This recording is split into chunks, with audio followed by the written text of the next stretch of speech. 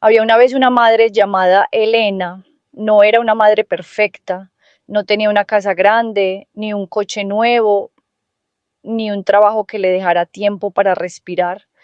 Era simplemente una mujer que trabajaba 12 horas al día en una lavandería industrial, que llegaba a casa con las manos rojas y los pies hinchados, y que aún así encontraba fuerzas para sentarse al borde de la cama de su hijo y preguntarle cómo había ido el día. Su hijo se llamaba Mateo, tenía 8 años, el pelo oscuro y rizado, y una sonrisa que hacía que el mundo pareciera un poco menos oscuro. Era un niño curioso, sensible, de esos que lloran cuando ven un pájaro herido en la calle y que recogen los caracoles de la acera después de la lluvia para que no los pisen. Elena lo miraba dormir cada noche y pensaba que no necesitaba nada más en este mundo. Pero el mundo no siempre devuelve lo que uno da. Todo empezó un lunes de octubre. Mateo llegó del colegio con la mochila colgando de un solo hombro y los ojos fijos en el suelo. Elena lo conocía demasiado bien. Sabía leer cada arruga de su frente, cada silencio entre sus palabras. ¿Qué pasó, mi amor? Le preguntó mientras le servía la merienda. Mateo se sentó despacio, tomó el vaso de leche con las dos manos. Tardó mucho en hablar. Mamá, Pablo me quitó mi estuche y cuando fui a decírselo a la señorita Carmen, ella dijo que yo estaba mintiendo. Elena dejó la cuchara sobre la mesa. ¿Que estabas mintiendo? Sí. Dijo que Pablo es un niño bueno, que yo exageraba. Ella respiró despacio. Intentó no dejar que la rabia le subiera por la garganta. ¿Y el estuche? Mateo bajó la vista. Pablo lo tiró a la basura, con todos mis lápices de colores dentro, los que me regalaste tú. Elena cerró los ojos un segundo. Esos lápices los había comprado en agosto, en una papelería del centro. Había esperado a las rebajas de fin de verano. Había ahorrado durante semanas para Mateo, para que su hijo llegara al colegio el primer día sintiéndose digno, sintiéndose especial. Y ahora estaban en una papelera. Mañana voy al colegio, dijo Elena con voz tranquila, pero por dentro algo se había roto. Al día siguiente, Elena llegó al colegio antes de que empezaran las clases. Pidió hablar con la tutora de Mateo, la señorita Carmen Ríos, una mujer de unos 40 años con gafas de montura gruesa y una sonrisa que no llegaba a los ojos. Señora, la maestra consultó sus papeles. García. Sí, Elena García. Soy la madre de Mateo. Ah, sí, Mateo. La señorita Carmen suspiró levemente. Mire, señora García, entiendo su preocupación, pero Mateo tiene tendencia a dramatizar las situaciones. Es un niño muy imaginativo. Mi hijo no es imaginativo. Mi hijo me dijo que otro niño le tiró sus lápices a la basura. Eso no es exactamente lo que... ¿Puede decirme exactamente qué es lo que pasó? La maestra la miró por encima de las gafas. Hubo un pequeño incidente entre Mateo y Pablo. Los niños se pelean, señora García, es normal a su edad. Y tirar las pertenencias de otro niño a la basura es normal. No tengo constancia de que eso ocurriera. Elena sintió que el suelo se movía bajo sus pies, no de miedo, de una rabia fría, controlada, que conocía muy bien, la misma rabia que había sentido tantas veces en su vida, cada vez que alguien la había mirado como si ella no importara. Le pido, por favor, dijo Elena midiendo cada palabra, que vigile la situación, que preste atención a lo que le ocurre a mi hijo. La señorita Carmen asintió con una sonrisa educada que no prometía nada. Elena salió del colegio sabiendo que aquella conversación no había servido de nada. Las semanas siguientes fueron un infierno silencioso.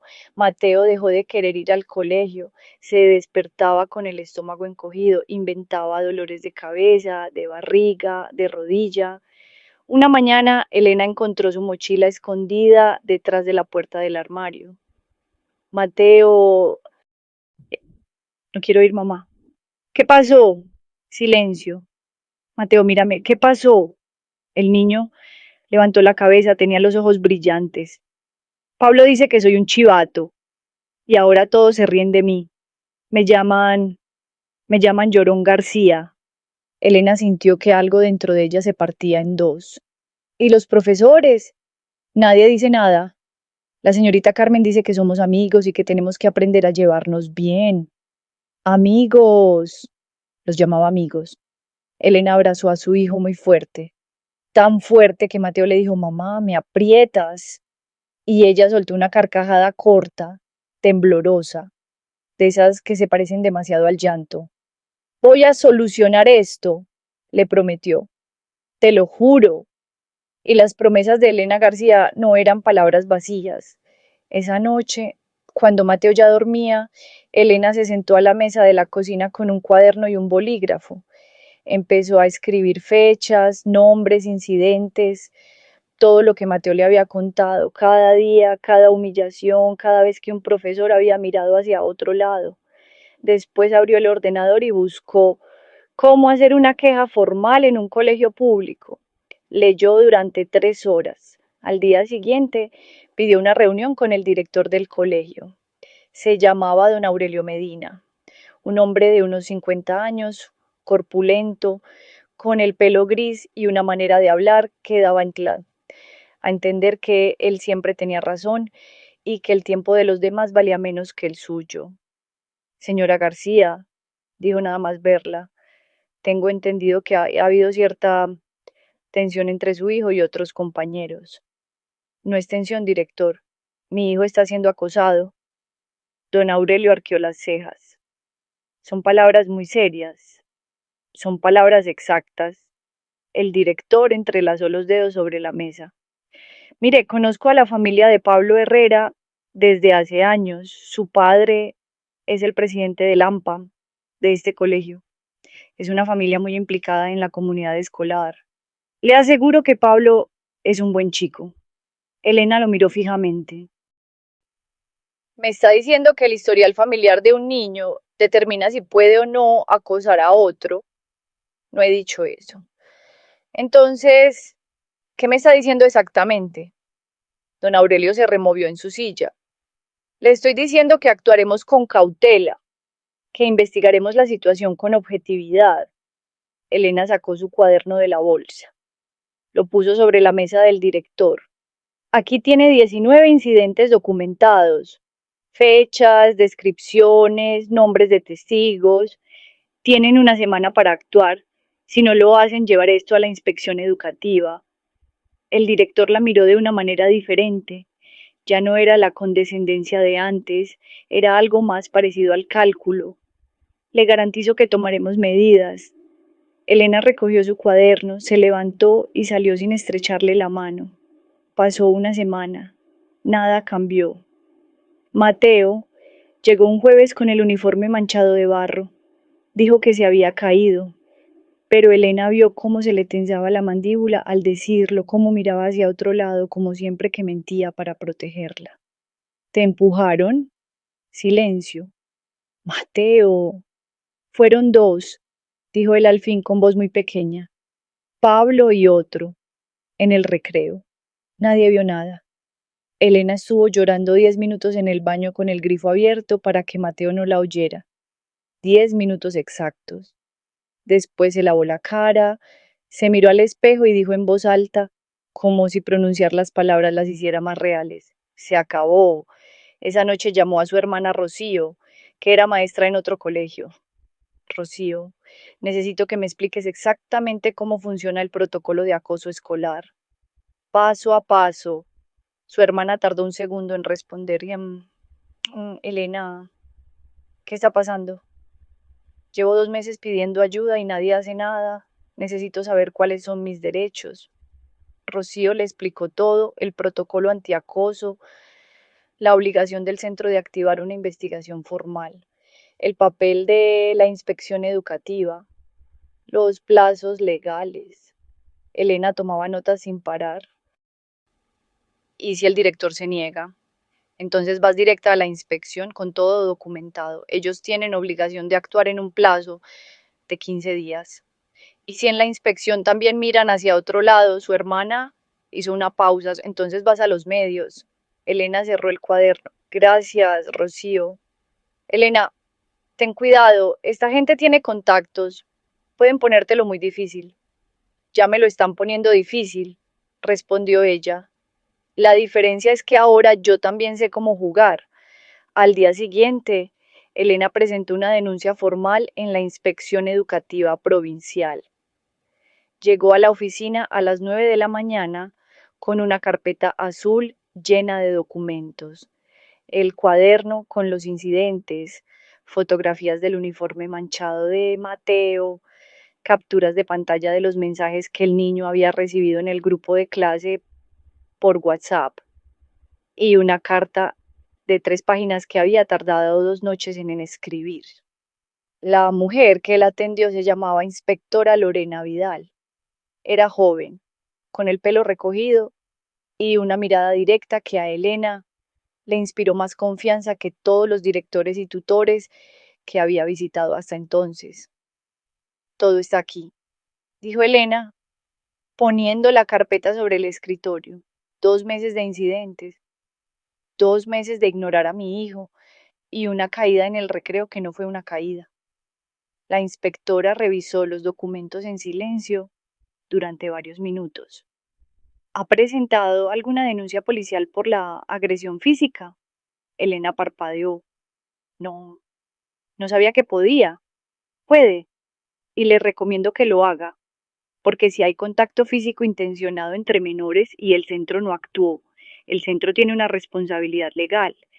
Elena sintió que, por primera vez en 2 meses, alguien la estaba escuchando de verdad. ¿Qué va a pasar ahora? Voy a abrir un expediente. El centro tiene 15 días para presentar un informe y mientras tanto voy a solicitar que se active el protocolo de actuación ante posible acoso escolar. Eso significa que tienen que separar a los niños, entrevistar a testigos y notificarlo formalmente a los padres de ambas partes. Elena sintió, le temblaban las manos, pero las mantuvo firmes sobre su regazo. ¿Y si el director sigue protegiendo al otro niño por los contactos de su familia? La inspectora la miró fijamente. Señora García, para mí no existen los contactos, existen los protocolos y existen los hechos. Y los hechos que usted me ha traído hoy son muy claros. Elena salió de aquella oficina y se permitió, por primera vez en muchas semanas, respirar despacio. Los 15 días siguientes fueron los más largos de su vida. En el colegio, las cosas cambiaron de golpe. De repente, la señorita Carmen sonreía a Mateo con una calidez forzada que antes no existía. Don Aurelio la llamó por teléfono para decirle que estaban tomando medidas urgentes. Pablo fue cambiado de fila. Los recreos de Mateo fueron supervisados. Pero Mateo seguía llegando a casa encogido, seguía comiendo poco, seguía despertándose por las noches. ¿Pablo te molesta todavía?, le preguntaba Elena. No directamente, decía el niño, pero me mira, y sus amigos me miran, y cuando me miran así, sé lo que están pensando. Elena entendía perfectamente lo que quería decir su hijo. Había crecido en un barrio donde también había aprendido a leer las miradas.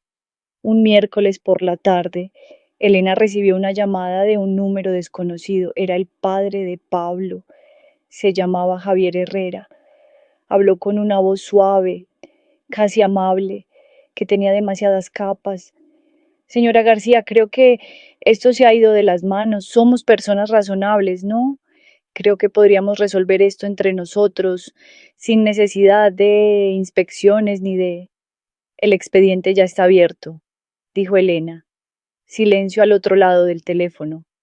Entiendo, dijo él al fin, pero piense que esto también puede afectar a su hijo, a su reputación en el colegio, a cómo lo ven sus compañeros y... ¿Me está amenazando? Por supuesto que no. Solo digo que... Le digo lo que voy a hacer. Lo interrumpió Elena con voz tranquila. Voy a colgar este teléfono y si vuelve a llamarme, voy a incluir esta conversación en el expediente como evidencia de presión a la familia afectada. Buenos días. Colgó. Se quedó un momento mirando el teléfono. Después lo dejó sobre la mesa y siguió pelando las patatas para la cena. El informe de la inspección llegó 3 semanas después. Elena lo leyó de pie en la cocina, con los auriculares del trabajo todavía colgados del cuello. El informe confirmaba que los hechos denunciados constituían una situación de acoso escolar sostenido, que el centro no había activado el protocolo correspondiente en los plazos establecidos, que la tutora del grupo y el director habían incurrido en negligencia en su deber de protección del menor y que se recomendaba la apertura de un expediente disciplinario contra ambos. Elena leyó aquella última frase 3 veces. Un expediente disciplinario. Por primera vez en meses se sentó y lloró. Pero no era el llanto de la impotencia, era otro tipo de llanto, el que sale cuando uno ha cargado con algo muy pesado durante mucho tiempo y de repente lo puede soltar. Esa tarde, cuando Mateo llegó del colegio, Elena lo estaba esperando en la puerta con una sonrisa. ¿Qué pasa, mamá? Que tenía razón, dijo ella. Que alguien lo reconoció por fin, que te escucharon. Mateo la miró sin entender del todo. ¿Se acabó? Elena le puso las manos en las mejillas. No todavía. Estas cosas llevan tiempo, pero ya estamos en el camino correcto y quiero que sepas algo muy importante. ¿Qué? Que tú no mentiste, que nunca mentiste, que todo lo que me contaste era verdad y que yo te creí desde el primer momento. Mateo se mordió el labio. ¿Por qué lloras, mamá? Elena se rió entre lágrimas, porque a veces llorar y estar bien son la misma cosa. El niño la abrazó con fuerza, con toda la fuerza de sus 8 años. Pasaron varios meses. La señorita Carmen fue trasladada a otro centro. Don Aurelio recibió una amonestación formal que quedó en su expediente. Pablo cambió de clases, sus padres, que según le contó tiempo después una madre del colegio, le pusieron un psicólogo infantil que al parecer estaba ayudando mucho. Mateo tardó en recuperarse. Las cicatrices de ese tipo no desaparecen de un día para otro. Hubo semanas en que volvía a estar cerrado, en que no quería hablar, en que se sentaba solo en el recreo por costumbre, aunque ya nadie le hiciera nada. Pero poco a poco fue volviendo. Volvió a recoger caracoles, volvió a reírse a carcajadas con los dibujos animados. Volvió a pedirle a su madre que le leyera antes de dormir, igual que cuando era más pequeño. Un sábado de primavera, Elena lo llevó a la papelería del centro. Elige los que quieras, le dijo. Mateo recorrió los estantes despacio, con esa seriedad tan suya, como si elegir lápices de colores fuera una decisión de enorme importancia. Al final cogió una caja grande de 48 colores, con compartimentos individuales y una tapa dura. ¿Esta? Preguntó Elena mirando el precio. Es muy cara. Elena la miró. La dejó en el carro. No, dijo, para nada. De camino a casa, Mateo iba en el asiento de atrás con la caja apoyada en las rodillas, acariciando la tapa con los dedos como si fuera algo precioso. Mamá, ¿sí? Gracias por no rendirte. Elena puso los ojos en la carretera, apretó el volante. ¿Sabes qué, Mateo? ¿Qué? Rendirse nunca fue una opción, porque eso es lo que hacen las madres. No son superhéroes, no tienen poderes especiales, no tienen siempre las respuestas correctas, ni los recursos suficientes, ni el tiempo que necesitan, pero tienen algo que ningún director, ningún expediente, ningún hombre con contactos puede comprar ni quitar. Tienen la certeza absoluta, inquebrantable, de que sus hijos importan, y esa certeza es la fuerza más poderosa del mundo. Si esta historia te llegó al corazón, suscríbete a Corazones Tiernos. Aquí encontrarás más historias sobre el amor que no se rinde, sobre padres y madres que luchan en silencio, sobre pequeños guerreros que merecen que alguien cuente su historia, porque cada niño merece que alguien luche por él y cada madre que lo hace merece ser escuchada